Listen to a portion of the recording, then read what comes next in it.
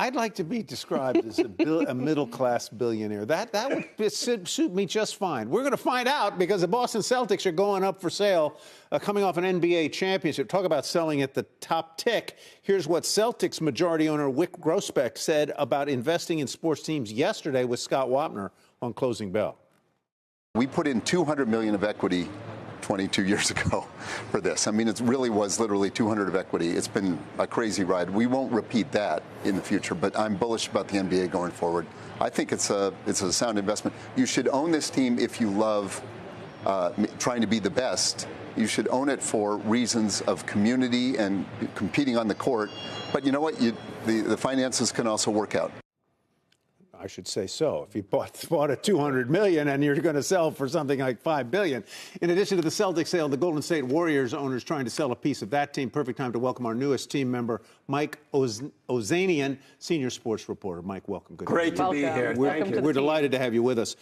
So am I wrong, or does it seem like quite a few NBA owners have been selling in recent months? You've got the Bucks. Lazary got out. You've got Mark Cuban selling a big hunk of his stake, or maybe all of his stake, I can't remember, in the Mavericks. Now we've got the Bay Area team selling out. And we've also got, well, you know who we've also got?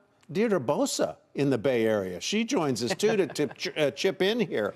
But now the Celtics. So you got the Celtics, the Warriors, the Mavs, the other team in the finals, and the Bucks all selling. What's going on? All for different reasons. I know that doesn't help at all, but it's particularly taking some money off the table.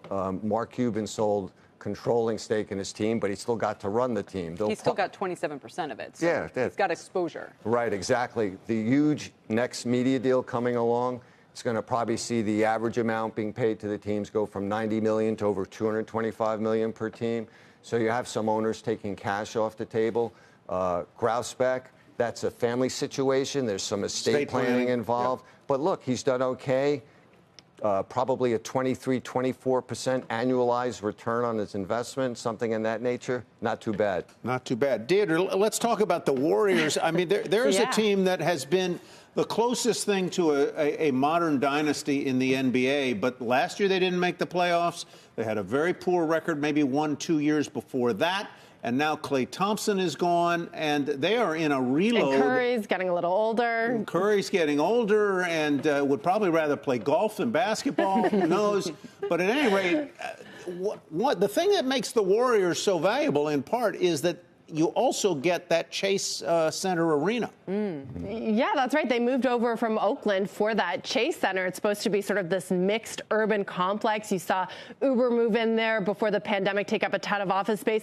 They've subleased their space to OpenAI. So there is activity there. I guess at the heart of the question is, you know, San Francisco, a fair weather sports fan city. And, you know, that's something I've asked myself since moving here about 8 years ago. Guys, I come from Toronto, which is through and through a hockey town, okay? I know in the States it's a little different. There's not as much hockey. This has certainly been a basketball town since I got here, since we've seen the Warriors do so well. But it does feel like something is shifting. And as, you know, San Francisco is sort of one of the last major cities to really go back to work. We still have many companies here with hybrid work policies, and you've seen companies sort of move out or stay with hybrid work. There's less fans to go to some of these games, so it's not all that surprising if the Warriors' valuation goes down as well, which maybe Mike can speak more to.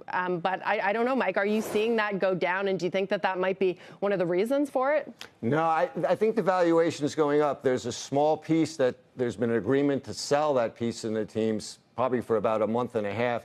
That minority valuation is about $6.5 billion. So if you gross it up to a control stake, you're talking at least $7.5 billion.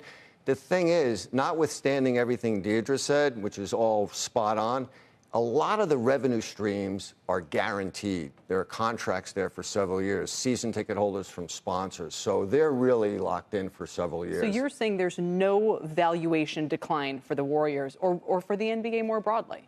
I don't see it in the next couple of years, not with this massive new TV deal coming along. And I think as private equity investors and institutional money continually see the NBA and other sports as an asset class to invest in, diversify some of the winnings they've had, Are the poor middle class billionaires being priced out here? The three of us, yes. I think maybe season tickets, StubHub. Maybe we could buy something. Maybe if we bring D into the equation, it'll change everything, and we'll get it moving here.